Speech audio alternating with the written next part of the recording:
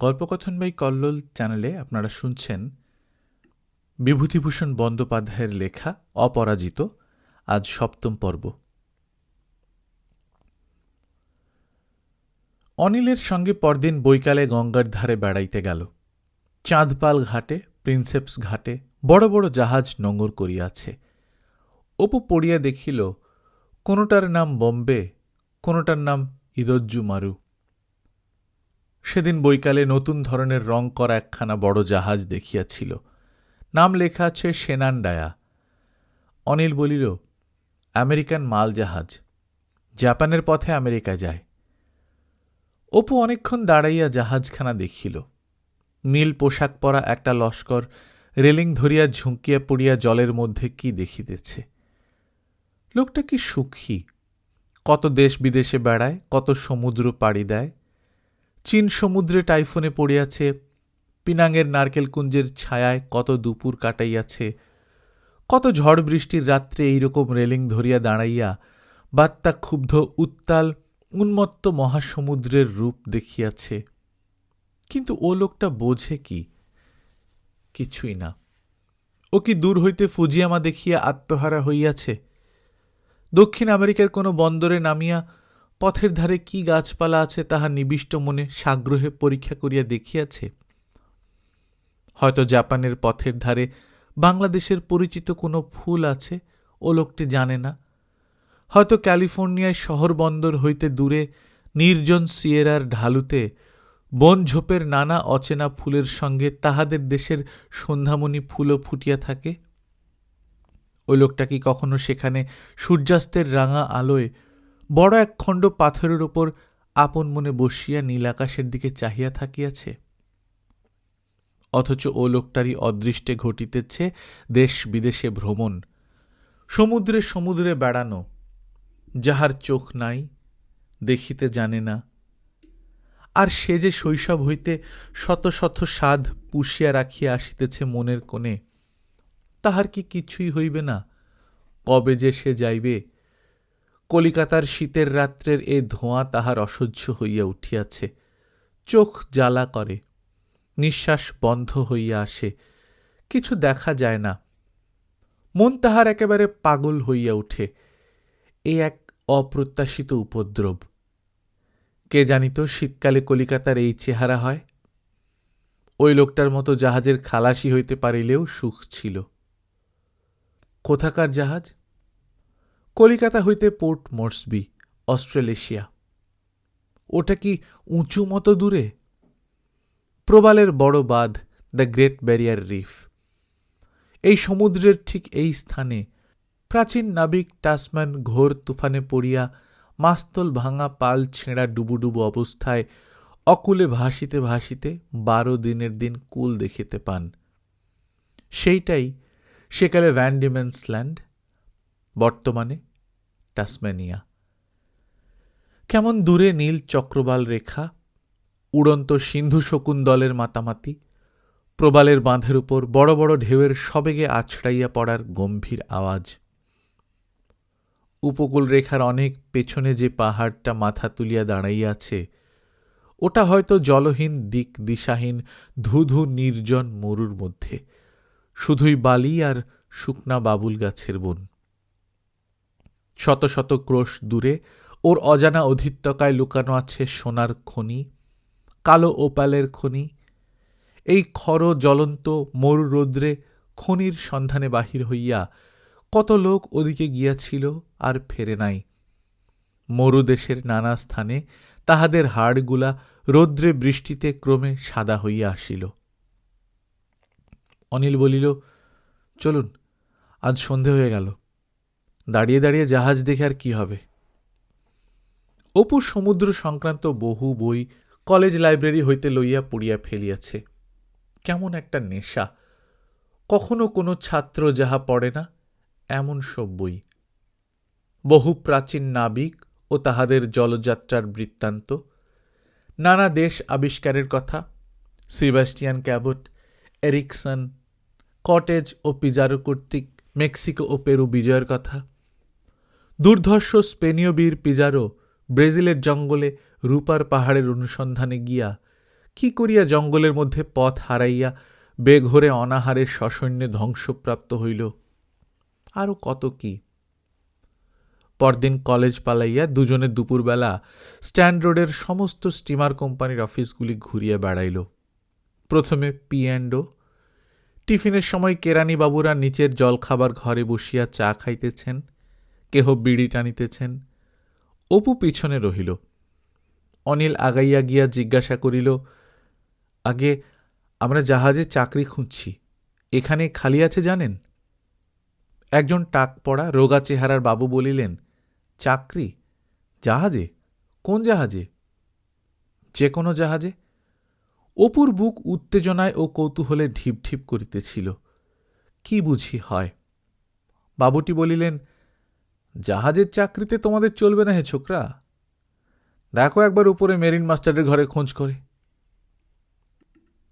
কিছুই হইল না। BISN তথৈবচ, নিপ্পন ইউশন কাইসাও তাই। টার্নার মরিসনের অফিসে তাহাদের সহিত কেহ কথাও কহিল না। বড় বড় বাড়ি সিঁড়ি ভাঙিয়া ওঠানামা করিতে করিতে শীতকালেও ঘাম দেখা দিল। অবশেষে মরিয়া হইয়া অপু গ্লাডস্টোন ওয়াইলির অফিসের 4 তলায় উঠিয়া মেরিন মাস্টারের কামরায় ঢুকিয়া পড়িল। খুব দীর্ঘদেহ, অত বড় গোঁফ সে কখনো কাহারও দেখে নাই। সাহেব বিরক্ত হইয়া ঘণ্টা বাজাইয়া কাহাকে ডাক দিল। অপুর কথা কানেও তুলিল না। একজন প্রৌঢ় বয়সের বাঙালি বাবু ঘরে ঢুকিয়া ইহাদের দেখিয়া বিস্ময়ের সুরে বলিলেন, এ ঘরে কি? এসো এসো, বাইরে এসো। বাহিরে গিয়া অনিলের মুখে আসিবার উদ্দেশ্য শুনিয়া বলিলেন, কেন হে ছোকরা, বাড়ি থেকে রাগ করে পালাচ্ছ? অনিল বলিল, না, রাগ করে কেন পালাবো? রাগ করে পালাচ্ছ না তো এ মতি হলো কেন? জাহাজে চাকরি খুঁজছ? কোন চাকরি হবে জানো? খালাসির চাকরি। 1 বছরের এগ্রিমেন্টে জাহাজে উঠতে হবে। বাঙালির খাওয়া জাহাজে পাবে না। কষ্টের এক শেষ হবে। গোরা লস্করগুলো অত্যন্ত বদমাইশ, তোমাদের সঙ্গে বনবে না। আরও নানা কষ্ট। স্টোকারের কাজ পাবে, কয়লা দিতে দিতে জান হয়রান হবে। সেসব কি তোমাদের কাজ? এখন কোনো জাহাজ ছাড়ছে নাকি? জাহাজ তো ছাড়ছে গোলকুন্ডা, আর 7 দিন পরে মঙ্গলবারে ছাড়বে মাল জাহাজ, কলম্বো হয়ে ডারবান যাবে।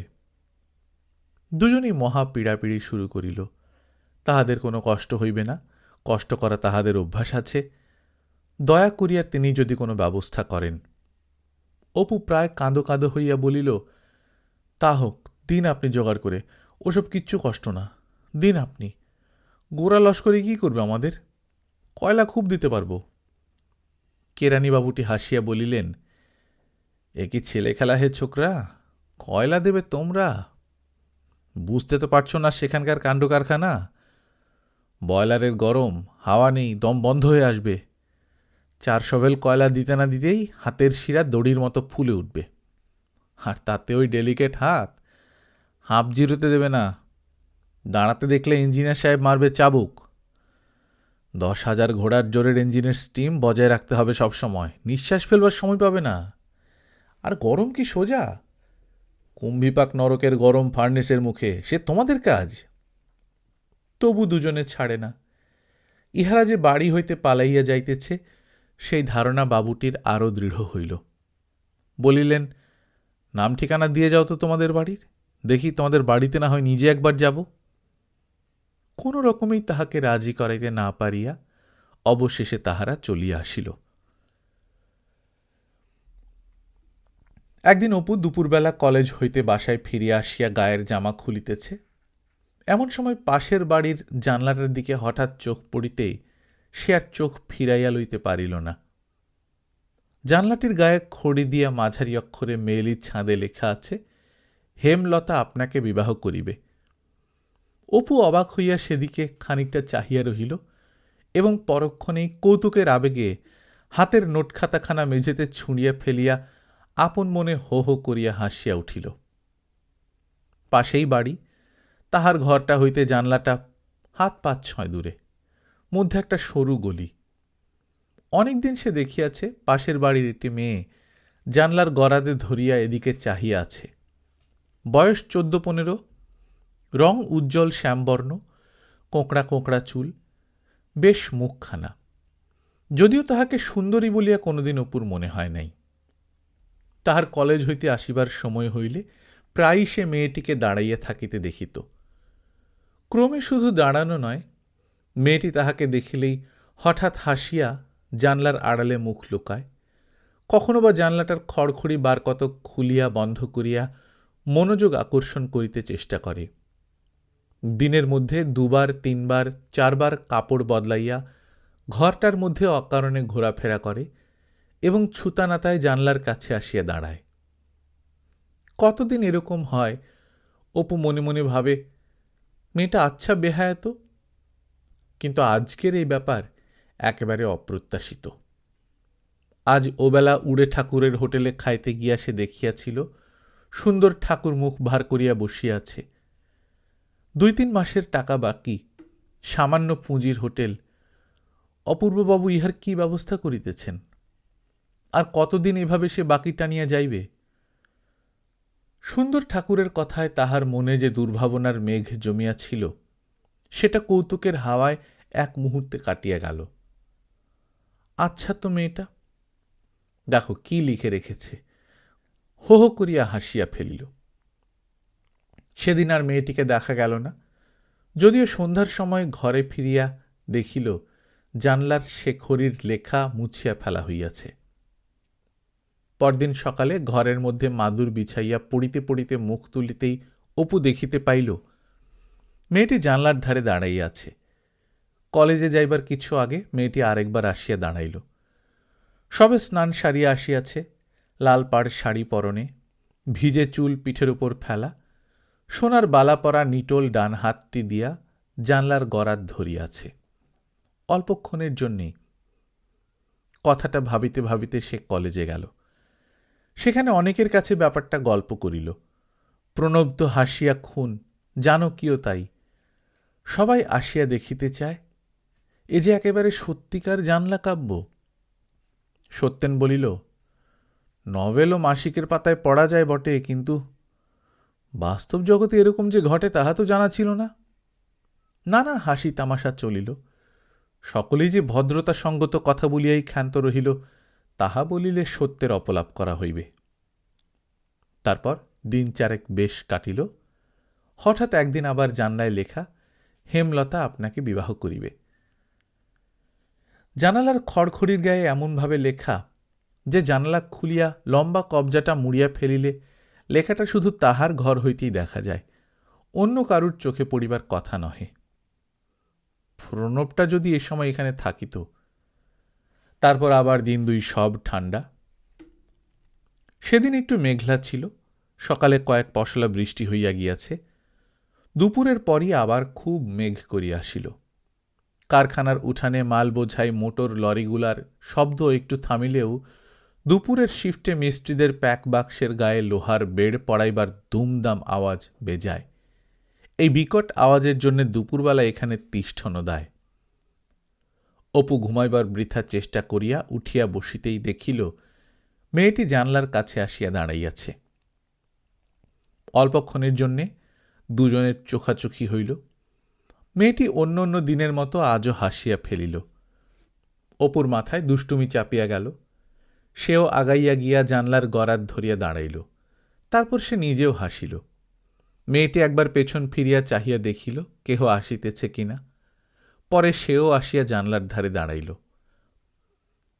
অপু কৌতুকের সুরে বলিল, কি গো হেমলতা, আমায় বিয়ে করবে? মেয়েটি বলিল, করব। কথা শেষ করিয়া সে হাসিয়া ফেলিল। অপু বলিল, কি জাত তোমরা, বামুন? আমি কিন্তু বামুন।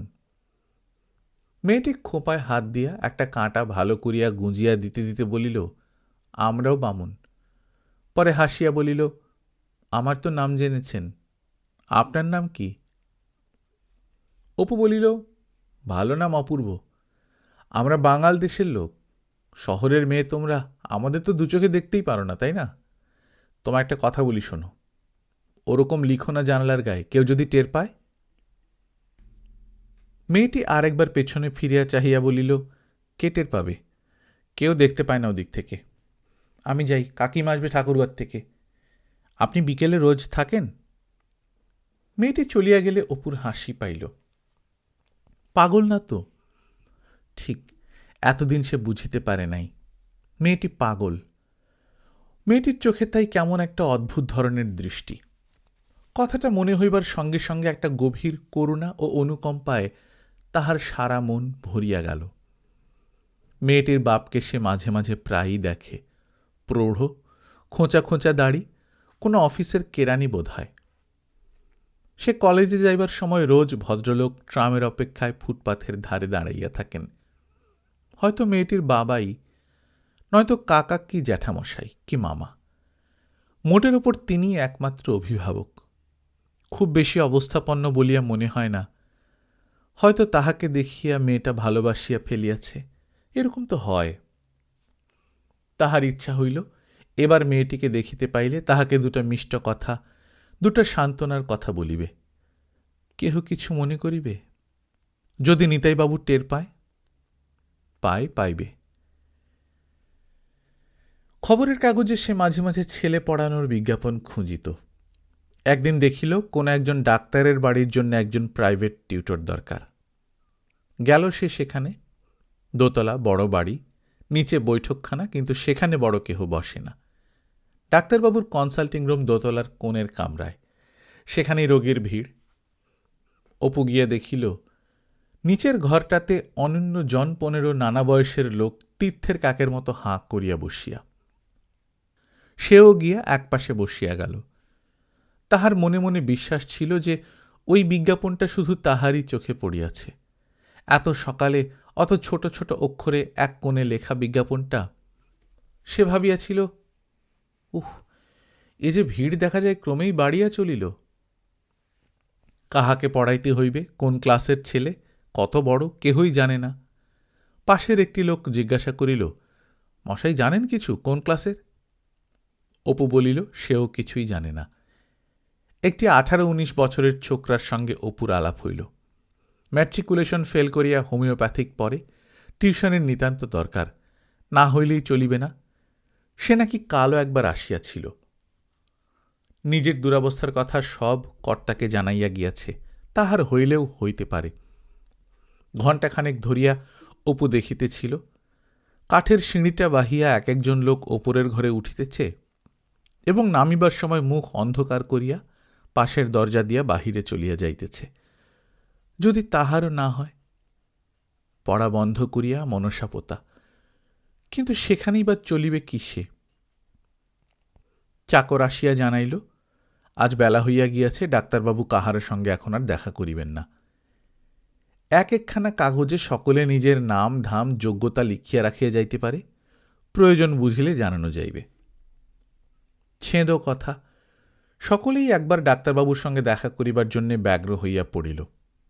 প্রত্যেকেরই মনে মনে বিশ্বাস, একবার গৃহস্বামী তাহাকে চাক্ষুষ দেখিয়া তাহার গুণ শুনিলে আর চাকুরি না দিয়া থাকিতে পারিবেন না। অপুও ভাবিল সে উপরে যাইতে পারিলে একবার চেষ্টা করিয়া দেখিত। তবে সে নিজের দুরবস্থার কথা কাহারও কাছে বলিতে পারিবে না, তাহার লজ্জা করে। দৈন্যের কাঁদুনি গাহিয়া পরের সহানুভূতি আকর্ষণ করিবার চেষ্টা অসম্ভব। লোকে যে কি করিয়া করে। প্রথম প্রথম সে কলিকাতায় আসিয়া ভাবিয়াছিল কত বড় লোকের বাড়ি আছে কলিকাতায়, চাহিলে একজন দরিদ্র ছাত্রের উপায় করিয়া দিতে কেহ কুণ্ঠিত হইবে না। কত পয়সা তো তাহাদের কত দিকে যায়। কিন্তু তখন সে নিজেকে ভুল বুঝিয়াছিল। চাহিবার প্রবৃত্তি, পরের চোখে নিজেকে হীন প্রতিপন্ন করিবার প্রবৃত্তি, এইসব তাহার মধ্যে নাই। তাহার আছে সে যাহা নয় তাহা হইতেও নিজেকে বড় করিয়া জাহির করিবার, বাহাদুরি করিবার, মিথ্যা গর্ব করিয়া বেড়াইবার একটা কুঅভ্যাস। তাহার মায়ের নির্বুদ্ধিতা এই দিক দিয়া ছেলেতে বর্তাইয়াছে, একেবারে হুবহু, অবিকল। এই কলিকাতা শহরে মহা কষ্ট পাইলেও সে নিতান্ত অন্তরঙ্গ এক আধজন ছাড়া কখনো কাহাকেও তার নিজের মুখে কখনো কিছু বলে না।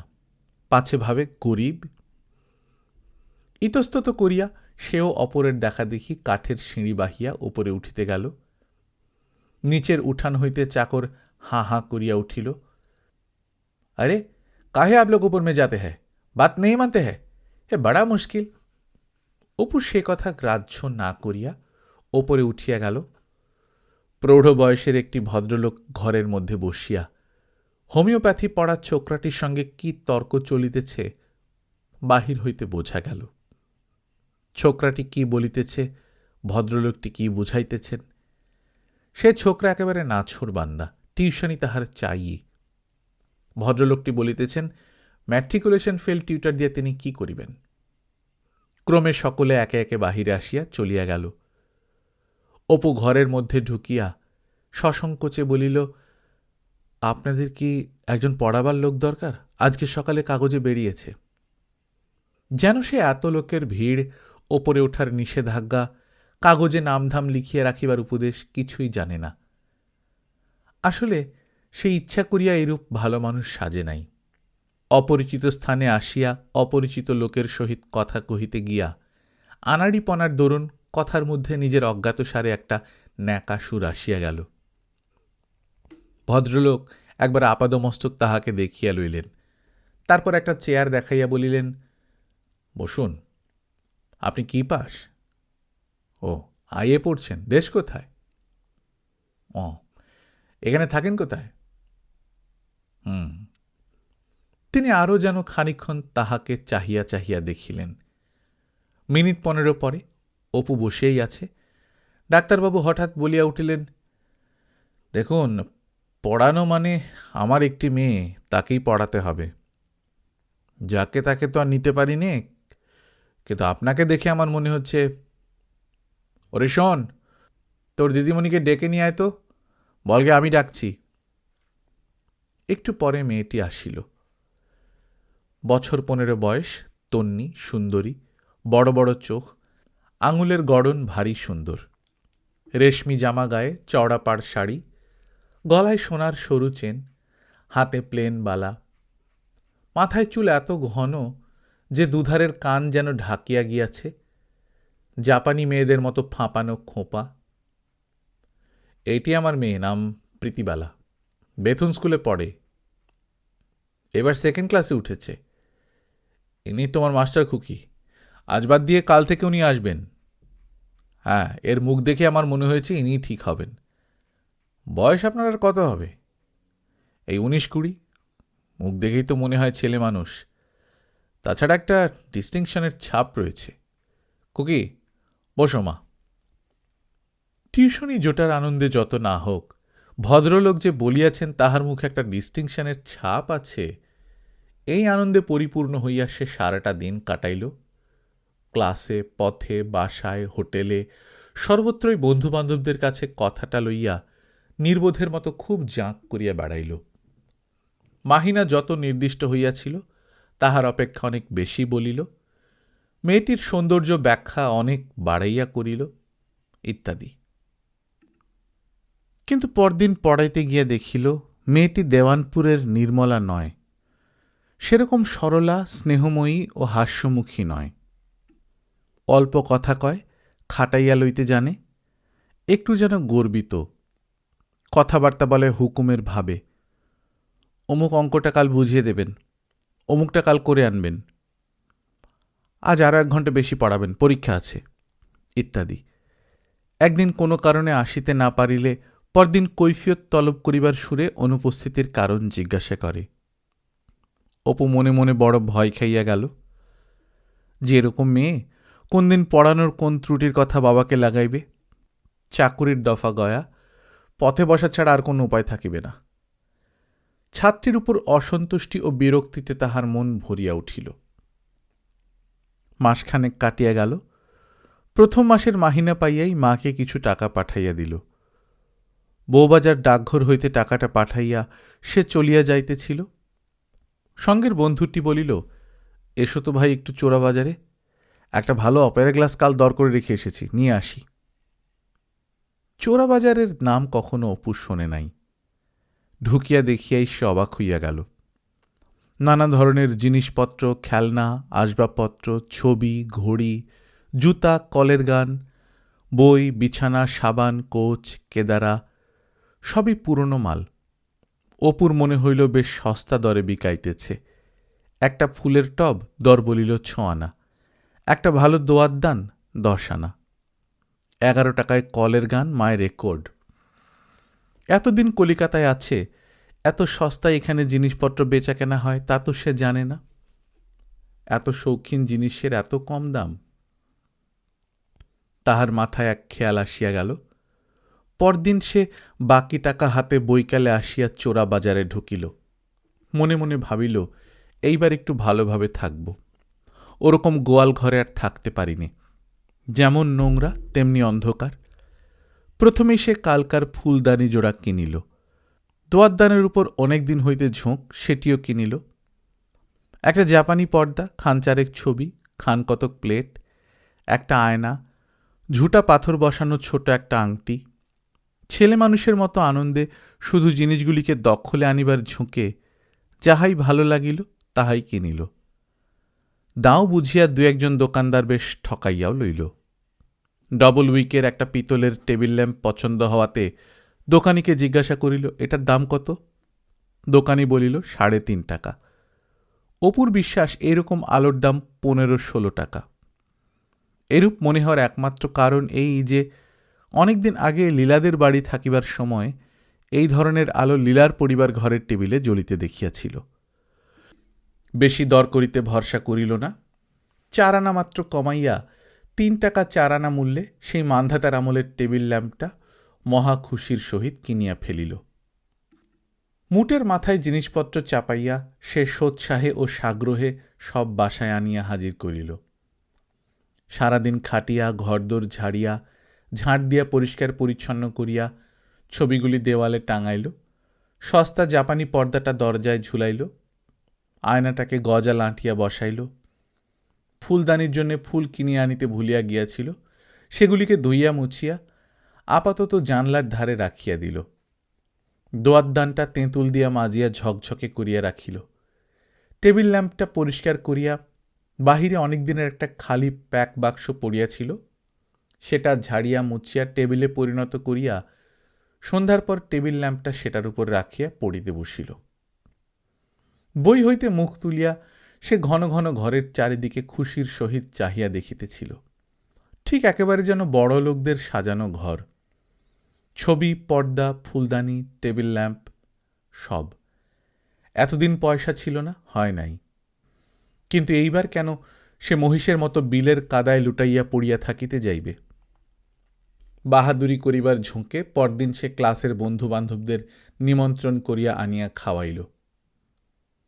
প্রণব, জানকী, সতীশ, অনিল, এমনকি সেন্ট জেভিয়ার কলেজের সেই ভূতপূর্ব ছাত্র চালবাজ মন্মথকে পর্যন্ত। মন্মথ ঘরে ঢুকিয়া বলিল, হুররে, আরে আমাদের অপূর্ব এসব করেছে কি? কোত্থেকে বাজে রাবিশ এক পুরনো পর্দা জুটিয়েছে দেখো। এত খাবার কে খাবে?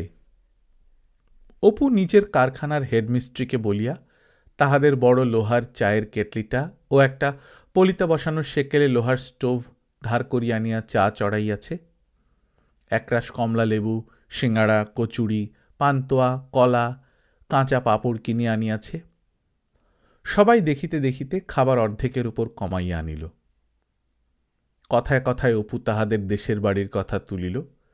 মস্ত দোতলা বাড়ি নদীর ধারে। এখনো পূজার দালানটা দেখিলে তাক লাগে। দেশে এখনো খুব নাম। দেনার দায়ে মস্ত জমিদারি হাতছাড়া হইয়া গিয়াছে, তাই আজ এই অবস্থা, নহিলে ইত্যাদি। প্রণব চা পরিবেশন করিতে গিয়া খানিকটা জানকীর পায়ের উপর ফেলিয়া দিল।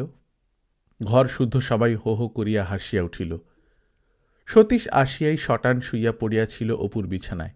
বলিল, ওহে, তোমরা কি আমার গালে একটা পান্তুয়া ফেলে দাও না? হাঁ করে আছি। সতীশ বলিল, হ্যাঁ হ্যাঁ, ভালো কথা মনে পড়েছে। তোমার সেই জানালা কাব্যের নায়িকা কোন দিকে থাকেন? এই জানালাটি নাকি? অনিল বাদে আর সকলেই হাসি ও কলরবের সঙ্গে সেদিকে ঝুঁকিয়া পড়িতে গেল। অপু লজ্জা মিশ্রিত সুরে বলিল, না না ভাই, ওদিকে যেও না, সে কিছু না, সব বানানো কথা আমার, ওসব কিছু না। মেয়েটি পাগল এই ধারণা হওয়া পর্যন্ত তাহার কথা মনে উঠিলেই অপুর মন করুণার্দ্র হইয়া ওঠে। তাহাকে লইয়া এই হাসি ঠাট্টা তাহার মনে বড় বিঁধিল। কথার সুর ফিরাইবার জন্যে সে নতুন কেনা পর্দাটার দিকে সকলের দৃষ্টি আকর্ষণ করিল। পরে হঠাৎ মনে পড়াতে সে সেই ঝুটা পাথরের আংটিটা বাহির করিয়া খুশির সহিত বলিল, এটা দেখো তো কেমন হয়েছে, কত দাম হবে? মন্মথ দেখিয়া বলিল, এ কোথাকার একটা বাজে পাথর বসানো আংটি, কেমিক্যাল সোনার, এর আবার দামটা কি দূর। অনিলের এই কথাটা ভালো লাগিল না। মন্মথ ইতিপূর্বে অপুর পর্দাটা দেখিয়া নাক ছিটকাইয়াছে, ইহাও তাহার ভালো লাগে নাই। সে বলিল, তুমি তো জহুরি নাও, সপ্তাহতেই চাল দিতে আসো কেন? চেনো এ পাথর? জহুরি হবার দরকারটা কি শুনি? এটা কি এমারেল্ড না হিরে? শুধু এমারেল্ড আর হীরের নাম শুনে রেখেছ বই তো নয়, এটা কর্নেলিয়ান। চেনো কর্নেলিয়ান? অভ্রের খনিতে পাওয়া যায়, আমাদের ছিল, আমি খুব ভালো জানি। অনিল খুব ভালোই জানে অপুর আংটির পাথরটা কর্নেলিয়ান নয়, কিছুই নয়। শুধু মন্মথর কথার প্রতিবাদ করিয়া মন্মথর চালিয়াতি কথাবার্তায় অপুর মনে কোনো ঘা না লাগে, সেই চেষ্টায় কর্নেলিয়ান ও টোপাজ পাথরের আকৃতি প্রকৃতি সম্বন্ধে যাহা মুখে আসিল তাহাই বলিতে লাগিল। তার অভিজ্ঞতার বিরুদ্ধে মন্মথ সাহস করিয়া আর কিছু বলিতে পারিল না। তাহার পর প্রণব একটা গান ধরাতে উভয়ের তর্ক থামিয়া গেল। আরও অনেকক্ষণ ধরিয়া হাসি খুশি কথাবার্তা ও আরও বার দুই চা খাইবার পরে অন্য সকলে বিদায় লইল, কেবল অনিল থাকিয়া গেল। অপু তাহাকে থাকিতে অনুরোধ করিল। সকলে চলিয়া যাইবার কিছু পরে অনিল ভর্ৎসনার সুরে বলিল, আচ্ছা, এসব আপনার কি কাণ্ড? সে এতদিনের আলাপে এখনো অপুকে তুমি বলে না। কেন এসব কিনলেন মিছে পয়সা খরচ করে? অপু হাসিয়া বলিল, কেন, তাতে কি? এসব তো ভালো থাকতে কি ইচ্ছে যায় না? খেতে পান না এদিকে, আর মিথ্যে এইসব। সে যাক, এই দামে পুরনো বইয়ের দোকানে সে গিবনের সেটটা হয়ে যেত। আপনার মতো লোকও যদি এই ভুয়ো মালের পেছনে পয়সা খরচ করেন, তবে অন্য ছেলের কথা কি? একটা পুরনো দূরবীন যে এই দামে হয়ে যেত। আমার সন্ধানে একটা আছে ফ্রি স্কুল স্ট্রিটের এক জায়গায়, একটা সাহেবের ছিল। স্যাটার্নের রিং চমৎকার দেখা যায়, কম টাকায় হতো। মেম বিক্রি করে ফেলছে অভাবে। আপনি কিছু দিতেন, আমি কিছু দিতাম, দুজনে কিনে রাখলে ঢের বেশি বুদ্ধির কাজ হতো। অপু অপ্রতিভের হাসি হাসিল। দূরবীনের উপর তাহার লোভ আছে অনেকদিন হইতে। এতক্ষণে তাহার মনে হইল এই টাকা ইহা অপেক্ষাও সদ্ব্যয় হইতে পারিত বটে, কিন্তু সে যে ভালো থাকিতে চায়, ভালো ঘরে সুদৃশ্য রুচিসম্মত আসবাবপত্র রাখিতে চায়, সেটাও তো তার কাছে বড় সত্য। তাহাকেই বা সে মনে মনে অস্বীকার করে কি করিয়া? অনিল আর কিছু বলিল না। পুরানো বাজারের এসব সস্তা খেলো মালকে তাহার বন্ধু এত যে খুশির সহিত ঘরে আনিয়া ঘর সাজাইয়াছে, ইহাতেই সে মনে মনে চটিয়াছিল। শুধু অপুর মনে আর বেশি আঘাত দিতে ইচ্ছা না থাকায় সে বিরক্তি চাপিয়া গেল। অপু বলিল, হুল্লোড়ে পড়ে তোমার খাওয়া হলো না অনিল, আর খান কত কাঁচা পাঁপড় ভাজব? অনিল আর খাইতে চাহিল না। অপু বলিল, তবে চলো কোথাও বেরুই, গড়ের মাঠে কি গঙ্গার ধারে? অনিলও তাই চায়। বলিল, দেখুন অপূর্ববাবু, 19, 20, 21 বছর থেকে 50-60 বছর বয়সের লোকে পর্যন্ত কিরকম গলির মধ্যে বাড়ির সামনেকার ছোট্ট রোয়াকটুকুতে বসে আড্ডা দিচ্ছে। এমন চমৎকার বিকেল, কোথাও বেরোনো নেই, শরীর বা মনের কোনো অ্যাডভেঞ্চার নেই। আসন পিড়ি হয়ে সব ষষ্ঠী বুড়ি সেজে ঘরের কোণের কথা, পাড়ার গুজব, কী দরে কে ওবেলা বাজারে ইলিশ মাছ কিনে এনেছে, সেই সব। ওহ, হাউ আই হেট দ্যাম। আপনি জানেন না, এইসব র্যাঙ্ক স্টুপিডিটি দেখলে আমার রক্ত গরম হয়ে ওঠে, বরদাস্ত করতে পারিনি মোটে। গা যেন কেমন। কিন্তু ভাই, তোমারও গড়ের মাঠে আমার মন ভোলে না। মোটরের শব্দ, মোটর বাইকের ফটফট আওয়াজ, পেট্রোল গ্যাসের গন্ধ, ট্রামের ঘরঘরানি, নামেই ভাই মাঠ। গঙ্গার কথা আর নাইবা তুললাম। কাল আপনাকে নিয়ে যাবে এক জায়গায়, বুঝতে পারবেন একটা জিনিস। একটা ছেলে, আমার এক বন্ধুর বন্ধু, ছেলেটা সাউথ আফ্রিকায় মানুষ হয়েছে, সেখানেই জন্ম। সেখান থেকে তার বাবা তাদের নিয়ে চলে এসেছে কলকাতায়, ফিয়ার্স লেনে থাকে। তার মুখের কথা শুনে এমন আনন্দ হয়, এমন মন এখানে থেকে মরে যাচ্ছে। শুনবেন তার মুখে সেখানকার জীবনের বর্ণনা, হিংসে হয় সত্যি। অপু এখনই যাইতে চায়। অনিল বলিল, আজ থাক, কাল ঠিক যাব দুজনে। দেখুন অপূর্ববাবু, কিছু যেন মনে করবেন না তখন আপনাকে কী সব বললাম বলে। আপনারা কী জন্যে তৈরি হয়েছেন জানেন? ওসব চিপ ফাইনারির খদ্দের আপনারা কেন হবেন? দেখুন, এ পুরুষ তো কেটে গেল। এ সময়ের কবি, বৈজ্ঞানিক, দাতা, লেখক, ডাক্তার, দেশসেবক, এরা তো কিছুদিন পরে সব ফোত হবেন। তাদের হাত থেকে কাজ তুলে নিতে হবে কাদের? না, যারা এখন উঠছে। একদল তো চাই এই জেনারেশন হাত থেকে নেবার জন্য সেই সব কাজ। সাহিত্যে, বিজ্ঞানে, আর্টে, দেশসেবায়, গানে, সব কিছুতে নতুন দল যারা উঠছে, বিশেষ করে যাদের মধ্যে গিফট আছে, তাদের কি হুল্লোড় করে কাটাবার সময়?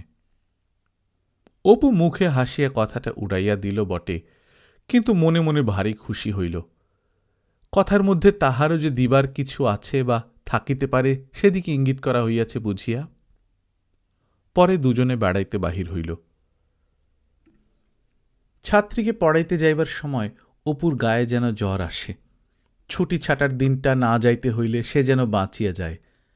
অদ্ভুত মেয়ে, এমন কারণে অকারণে প্রভুত্ব জাহির করার চেষ্টা, এমন তাচ্ছিল্যের ভাব, এইরকম সে একমাত্র অতসী দিতে দেখিয়াছে। একদিন সে ছাত্রীর একটা রূপা বাঁধানো পেন্সিল হারাইয়া ফেলিল।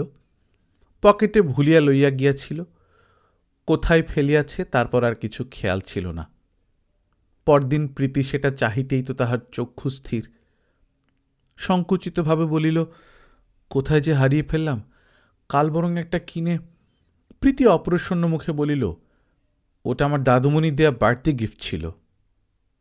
ইহার পর আর কিনে আনিবার প্রস্তাবটা উত্থাপিত করা যায় না। মনে মনে ভাবিল, কাল থেকে ছেড়ে দেব, এখানে আর চলবে না। কি একটা ছুটির পরদিন সে পড়াইতে গিয়াছে। প্রীতি জিজ্ঞাসা করিল, কাল যে আসেননি? অপু বলিল, কাল ছুটির দিন ছিল, তাই আর আসেনি। প্রীতি ফট করিয়া বলিয়া উঠিল, কেন? কাল তো আমাদের সরকার, বাইরের দুজন চাকর, ড্রাইভার সব এসেছিল। আমার পড়াশোনা কিছু হলো না, আজ ডিটেন করে রাখলে 5টা অবধি। অপুর হঠাৎ বড় রাগ হইল, দুঃখ হইল। খানিকটা চুপ করিয়া থাকিয়া বলিল, আমি তো তোমাদের সরকার কি রাধুনী ঠাকুর নই প্রীতি? কাল স্কুল কলেজ সব বন্ধ ছিল, এজন্য ভাবলাম আর যাব না। আমার যদি ভুলই হয়ে থাকে, তোমরা সেই রকম মাস্টারই রেখো যিনি এখানে বাজার সরকারের মতো থাকবেন। আমি কাল থেকে আর আসব না বলে যাচ্ছি। বাড়ির বাহিরে আসিয়া মনে হইল দেওয়ানপুরের নির্মলাদের কথা। তাহারাও তো অবস্থাপন্ন। তাহাদের বাড়িতেও তো সে প্রাইভেট মাস্টার ছিল, কিন্তু সেখানে সে ছিল বাড়ির ছেলের মতো। নির্মলার মা দেখিতেন ছেলের চোখে, নির্মলা দেখিত ভাইয়ের চোখে। সে স্নেহ কি পথে ঘাটে সুলভ? নির্মলার মতো মমতাময়ীকে তখন সে চিনিয়াও চেনে নাই। আজ নূতন করিয়া তাহাকে চিনিয়া আর লাভ কি? আর লীলা, সেই কথা ভাবিতেই বুকের ভেতরটা কেমন হাহা করিয়া উঠিল। যাক, সেসব কথা। হাতের টাকায় কিছুদিন চলিল। ইতিমধ্যে কলেজে একটা বড় ঘটনা হইয়া গেল। প্রণব লেখাপড়া ছাড়িয়া নাকি দেশের কাজ করিতে চলিয়া গেল। সকলে বলিল সে অ্যানার্কিস্ট দলে যোগ দিয়াছে। প্রণব চলিয়া যাওয়ার মাসখানেক পরে একদিন অপু হোটেলে খাইতে গিয়া দেখিল সুন্দর ঠাকুর হোটেলওয়ালার মুখ ভার ভার। 2-3 মাসের টাকা বাকি, পাওনাদার আর কতদিন শোনে। আজ সে স্পষ্ট জানাইল, দেনা শোধ না করিলে আর সে খাইতে পাইবে না। বলিল, বাবু, অন্য খদ্দের হলে মাসের পয়লাটি যেতে দিইনে। ওই কৃষ্ণবাবু খায়, ওদের পাটের কলের হপ্তাটি পেলে দিয়ে দেয়। তুমি বলে আমি কিছু বলছি না। 2 মাসের উপর আজ নিয়ে 7 দিন। যাক, আর পারব না, আপনি আর আসবেন না। আমার ভাত একজন ভদ্রলোকের ছেলে খেয়েছে ভাবব, আর কি করব? কথাগুলি খুব ন্যায্য এবং আদৌ অসঙ্গত নয়, কিন্তু খাইতে গিয়া এরূপ রূঢ় প্রত্যাখ্যানে অপুর চোখে জল আসিল। তাহার তো একদিনও ইচ্ছা ছিল না যে ঠাকুরকে সে ফাঁকি দেবে। কিন্তু সেই প্রীতির টিউশনিটা ছাড়িয়ে দেবার পর আজ 2-3 মাস একেবারে নিরুপায় অবস্থায় ঘুরিতেছে যে। বিপদের ওপর বিপদ। দিন 2 পরে কলেজে গিয়া দেখিল নোটিশ বোর্ডে লিখিয়া দিয়াছে, যাহাদের মাহিনা বাকি আছে 1 সপ্তাহের মধ্যে শোধ না করিলে কাহাকেও বার্ষিক পরীক্ষা দিতে দেওয়া হইবে না। অপু চক্ষে অন্ধকার দেখিল। প্রায় গোটা 1 বছরের মাহিনাই যে তাহার বাকি। মাত্র মাস 2 মাহিনা দেওয়া আছে, সেই প্রথম দিকে একবার, আর প্রীতির টিউশনির টাকা হইতে একবার। তাহার পর হইতে খাওয়াই তো জোটে না, আবার কলেজের মাহিনা। 10 মাসের বেতন 6 টাকা হিসাবে 60 টাকা বাকি। কোন দিক হইতে একটা কলঙ্ক ধরা নিকেলের সিকিও আসিবার সুবিধা নাই যাহার, 60 টাকা সে 1 মাসের মধ্যে কোথা হইতে জোগাড় করিবে? হয়তো তাহাকে পরীক্ষা দিতে দেবে না, গ্রীষ্মের ছুটির পর সেকেন্ড ইয়ারে উঠিতে দেবে না। সারা বছরের কষ্ট ও পরিশ্রম সব ব্যর্থ নিরর্থক হইয়া যাইবে। কলেজ হইতে বাহির হইয়া আসিয়া সন্ধ্যার সময় সে হাত খরচের পয়সা হইতে চাউল ও আলু কিনিয়া আনিয়া থাকিবার ঘরের সামনের বারান্দাতে রান্নার জোগাড় করিল। হোটেলে খাওয়া বন্ধ হইবার পর হইতে আজ কয়দিন নিজে রাঁধিয়া খাইতেছে। হিসাব করিয়া দেখিয়াছে ইহাতে খুব সস্তায় হয়, কাঠ কিনিতে হয় না। নিচের কারখানার ছুতার মিস্ত্রিদের ঘর হইতে কাঠের চোঁচ ও টুকরা কুড়াইয়া আনে, 5-6 পয়সায় খাওয়া দাওয়া হয়। আলু ভাতে, ডিম ভাতে আর ভাত। ভাত চড়াইয়া ডাক দিল, ও বহু, বহু নিয়ে এসো, আমার হয়ে গেল বলে, ছোট কাঁশিটা মেনো। কারখানার দারোয়ান শম্ভু দত্ত তেওয়ারির বউ একখানা বড় পেতলের থালা ও কাঁশি উপরে লইয়া আসিল। 1 লোটা জল ও গোটা কত কাঁচা লঙ্কাও আনিল। থালা বাসন নাই বলিয়া সেই 2 বেলা থালা আনিয়া দেয়। হাসি মুখে বলিল, মছলি কা তরকারি হাম নেই ছুঁয়েগা বাবুজি। কোথায় তোমার মছলি? ও শুধু আলু। একটু হলুদ বাটা এনে দাও না বহু, রোজ রোজ আলু ভাতে ভালো লাগে না। বহুকে ভালো বলিতে হইবে। রোজ উচ্ছিষ্ট থালা নামাইয়া লইয়া যায়, নিজে মাজিয়া লয়। হিন্দুস্তানি ব্রাহ্মণে যাহা কখনো করে না।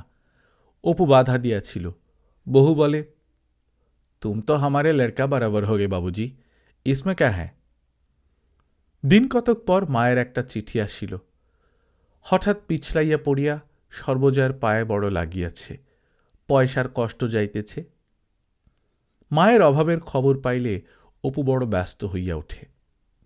মায়ের নানা কাল্পনিক দুঃখের চিন্তায় তাহার মনকে অস্থির করিয়া তোলে।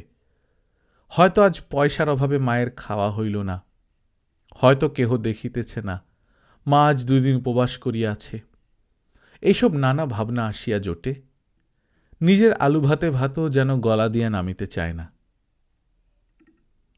এদিকে আরেক গোলমাল।